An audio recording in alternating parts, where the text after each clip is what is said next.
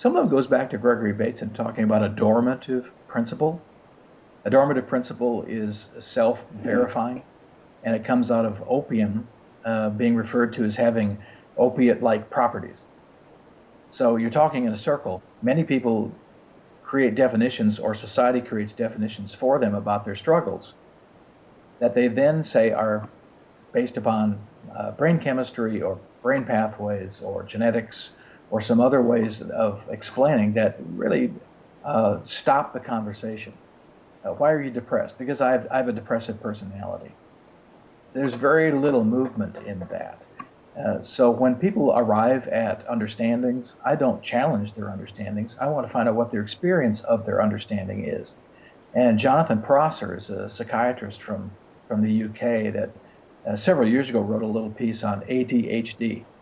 And he said, yes, many people claim to have or experience ADHD, but every experience of ADHD is different. So when someone says that they have or they've been diagnosed with ADHD, my first questions have to do with, what is that like for you? Because they are not their symptoms, and their experience is not restricted to the symptoms that are listed in the Diagnostic Statistical Manual or any other pathology-based document. Yes, people need to make sense of themselves.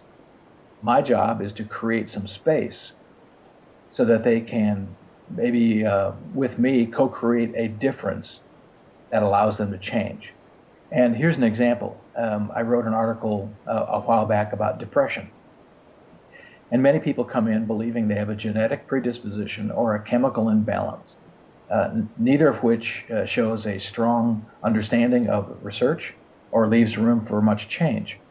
So some of my early questions have to do with what percentage of their depression that they believe they cannot change.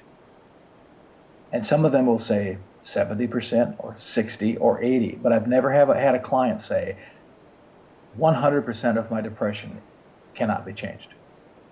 So I simply say, all right, since you've stated that 80% of your depression cannot be changed for these reasons such as genetics or biology or brain chemistry, then let's only work on the 20% that you believe can be changed.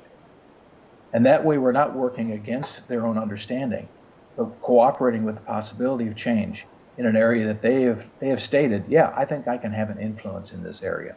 So that's an example of how I work with people's need to understand and make sense of their lives, but also try to create some space for change possibility.